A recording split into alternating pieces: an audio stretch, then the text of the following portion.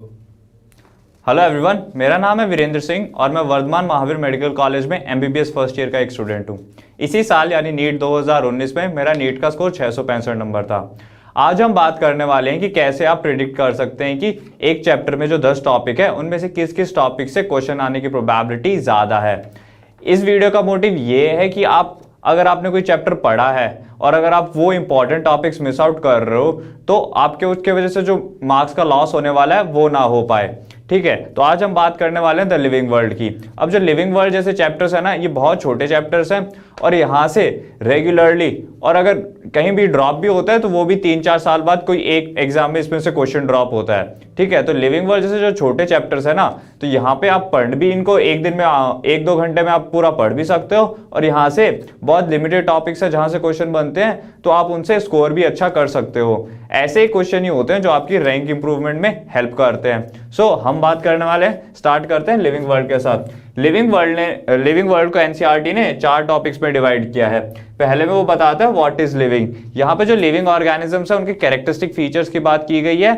बताया गया है कि उन्हें ऐसी क्या चीजें हैं जो नॉन लिविंग से अलग करती हैं। फिर बात करते हैं डाइवर्सिटी इन लिविंग वर्ल्ड की। यहाँ पे उन्होंने क्लासिफिकेशन बताया है, सिस्टमैटिक क्लासिफिकेशन बताया है और बायनोमियल नोमेनक्लेचर में जो उसके रूल्स वगैरह है वो यहीं दिए गए हैं डाइवर्सिटी इन लिविंग वर्ल्ड में। फिर बात करते हैं टेक्सोनॉमिक कैटेगरी। टेक्सोनॉमिक कैटेगरी में जो आपको टेक्सोनॉमिक हायरार्की दी गई है ना, उसमें जो डिफरेंट कैटेगरीज है उनको इलैबोरेट करके बताया गया है और बताया गया है कि कौन से ऐसे फीचर्स है जिनके बेसिस पे इसको डिफाइन किया जाता है। फिर चौथा जो फाइनल है वह टेक्सोनॉमिकल एड्स। तो टेक्सोनॉमिकल एड से इस टाइम पे क्वेश्चंस बढ़ रहे हैं बिकॉज 2018 में भी वहां से क्वेश्चन आया और 2019 में भी वहीं से क्वेश्चन आया। तो टेक्सोनॉमिकल एड्स में आपको बताया गया है जो हर्बेरियम, म्यूजियम और बाकी के जो अलग फीचर्स है ना उनसे कैसे हेल्प मिलती है क्लासिफिकेशन में। तो स्टार्ट करते हैं हम AIPMT 2007 के साथ। तो AIPMT 2007 में ICBN की डेफिनेशन पूछी गई है। आपको ये बताने कि ICBM का फुल फॉर्म क्या है। इसीलिए मैं कह रहा था कि ये जो चैप्टर है ना इनमें से काफी इजी क्वेश्चन बनते हैं और अगर आप एक बार इन्हें देख जाते हो तो आपका स्कोर डेफिनेटली इंप्रूव हो जाता है। सो ICBN कहाँ दिया गया है? डाइवर्सिटी इन लिविंग वर्ल्ड में दिया गया है। तो डाइवर्सिटी इन लिविंग वर्ल्ड से एक क्वेश्चन। फिर हम क्वेश्चन नंबर 9 पे जाते हैं। AIPMT 2007 में पूछा गया था जो 2 plants can be conclusively said to be on the same species if they। Species का क्वेश्चन है यानी कि टेक्सोनॉमिक कैटेगरी से एक क्वेश्चन। क्वेश्चन नंबर 10 में पूछा गया है Which of the following animals is correctly matched with the particular taxonomic category। Again taxonomic category में जो आपको लास्ट में एक टेबल दी गई है उससे एक क्वेश्चन। फिर बात करते हैं क्वेश्चन नंबर 11 की। Which one of the following aspects is an exclusive characteristic of living things। तो ये कहां जाता है? व्हाट इज लिविंग में। अब व्हाट इज लिविंग में आपको जो कैरेक्टरिस्टिक फीचर्स दिए गए हैं ना उसमें 2 चीजें दी गई है। आधा जो पोर्शन उसका है ना वो इसलिए है कि आप अपने दिमाग को ग्रो कर सको। ठीक है, लिविंग वर्ल्ड वो पहला चैप्टर है जो आप बायोलॉजी लेते हो और 11th क्लास में जब आप बायोलॉजी पढ़ना स्टार्ट करते हो तो आप लिविंग वर्ल्ड पहला चैप्टर पढ़ते हो तो आपको बायोलॉजी से इंट्रोड्यूस कराया जाता है। तो बहुत सारी फिलॉसफी भी दी हुई है। आपको क्या करना है, उसे पढ़ते पढ़ते ना वो चीजें मार्क करते जाना है जो क्वेश्चन के पॉइंट ऑफ व्यू से ज्यादा इंपॉर्टेंट है। तो जैसे आप मार्क करते जाओगे ना वो चैप्टर दे के एक पेज का भी नहीं बचता। तो व्हाट इज लिविंग से एक क्वेश्चन। फिर हम बात करते हैं क्वेश्चन नंबर 12 की। Which one of the following organisms is scientifically correctly named, correctly printed according to international rules of nomenclature and correctly described। अब अगर आपने NCERT पढ़ा है तो ये टॉपिक जो है ना वो डाइवर्सिटी इन लिविंग वर्ल्ड में दिया गया है। तो डाइवर्सिटी इन लिविंग वर्ल्ड से एक और क्वेश्चन। क्वेश्चन नंबर 13 की बात करें तो which of the following is not a correct statement. अब यहाँ पे हर्बेरियम, बोटानिकल गार्डन्स, म्यूजियम और की बात की गई है। तो टेक्सोनॉमिकल एड से एक और क्वेश्चन। क्वेश्चन नंबर 14 पे अगर हम आए तो यहाँ पे स्टेटमेंट्स दी गई हैं। अगर आप इन स्टेटमेंट्स को पढ़ोगे ना तो आप देखोगे कि definition of biological species was given by Ernst Mayr. तो अर्नस्ट मेयर की जो बायोग्राफी है ना वो इस चैप्टर के स्टार्टिंग में दी गई है तो हम उसको इनमें से किसी में भी इंक्लूड नहीं कर सकते। फिर दूसरी चीज आती है photo period does not effect reproduction in plant. ये इस चैप्टर का ही क्वेश्चन, ये पॉइंट इस चैप्टर में ही नहीं है। फिर अगला स्टेटमेंट है binomial nomenclature was given by R.H. Whittaker। गलत स्टेटमेंट, बट कहां दिया गया है? डाइवर्सिटी इन लिविंग वर्ल्ड में से, तो एक point diversity in living world में से।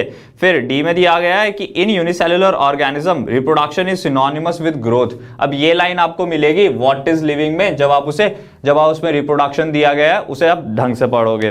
फिर क्वेश्चन नंबर 15 पे, nomenclature is governed by certain universal rules, which one of the following is contrary to the rules of nomenclature. तो ये बाइनरी नॉमेनक्लेचर से का क्वेश्चन है और ये कहां दिया गया है, डाइवर्सिटी इन लिविंग वर्ल्ड में, जहां पे उसके रूल्स बताए गए हैं, आपको रूल्स के बारे में बताया गया है कि कैसे किया जाता है इसे। फिर क्वेश्चन नंबर 16 में, the label of herbarium sheet does not carry information on, herbarium के जो सारी डिटेल्स वगैरह हैं कि हर्बेरियम शीट कैसे बनाई जाती है और उसकी शीट पे क्या क्या चीजें लिखी जाती हैं, वो टेक्सोनॉमिकल एड्स पे हर्बेरियम के टॉपिक के अंडर दिया गया है। फिर 17 में अगर हम बात करें तो आपको मैचिंग करवाई गई है टेक्सोनॉमिकल कैटेगरीज की, और ये वहीं से कराई गई, उनके पैराग्राफ से इंफॉर्मेशन ली गई है और लास्ट में जो टेबल दिया गया है उन टेबल से इंफॉर्मेशन ली गई है। क्वेश्चन नंबर 18 पे अगर हम आए तो क्वेश्चन नंबर 18 में फिर से आपको क्या दिया गया है, टेक्सोनॉमिकल एड्स का एक क्वेश्चन है जिसमें हर्बेरियम की और बाकी की चीजों से क्वेश्चन पुटअप किए गए हैं। फिर 2019 में जो क्वेश्चन आया था वो भी इससे ही रिलेटेड था, जहां पे आपको इन चीजों की डेफिनेशन बतानी थी। तो अगर हम इस चीज को एनालाइज करें तो टेक्सोनॉमिकल एड से अब तक 3 क्वेश्चन बन चुके हैं, टेक्सोनॉमिकल कैटेगरीज से अब तक 3 क्वेश्चन बन चुके हैं, डाइवर्सिटी इन लिविंग वर्ल्ड से 4 क्वेश्चन बन चुके हैं, और वो व्हाट इज लिविंग है वहां से 2 क्वेश्चन बन चुके हैं। कहीं ना कहीं ये इस ऑर्डर में भी है कि जो व्हाट इज लिविंग है वो चैप्टर का सबसे इजी पोर्शन है, और जो टेक्सोनॉमिकल एड्स जो बनता है ना वो थोड़ा हार्ड हो जाता है समझने के लिए। तो आप इस चीज में समझ चुके होंगे कि आपको इस चैप्टर में जब क्वेश्चन बनते हैं तो वो किस तरह के बनते हैं। टेक्सोनॉमिकल एड्स में आपको क्या देके पूछ सकता है कि एक एड देके उसका फंक्शन या उसका यूज पूछ सकता है और उसे कैसे यूज किया जा सकता है, ये मैचिंग करवा सकता है। मोस्टली ऐसे ही क्वेश्चन बनते हैं। सो यहां से कहने का मतलब यही था कि इस चैप्टर से अगर क्वेश्चन बन रहे हैं और अगर आप इस चैप्टर को बहुत इजीली कर भी सकते हो तो जनरली लोग क्या करते हैं, छोटा समझ के से छोड़ भी देते हैं। तो आपको छोड़ना नहीं है, आपको देखना है कि कंटिन्यूसली क्वेश्चंस बन रहे हैं और आपको उन क्वेश्चंस को अटेम्प्ट करना है। अगर आप पढ़ के जाओगे इन टॉपिक्स को, आपको इन टॉपिक्स की बेसिक अंडरस्टैंडिंग है तो आप कर पाओगे। So that was all for this video.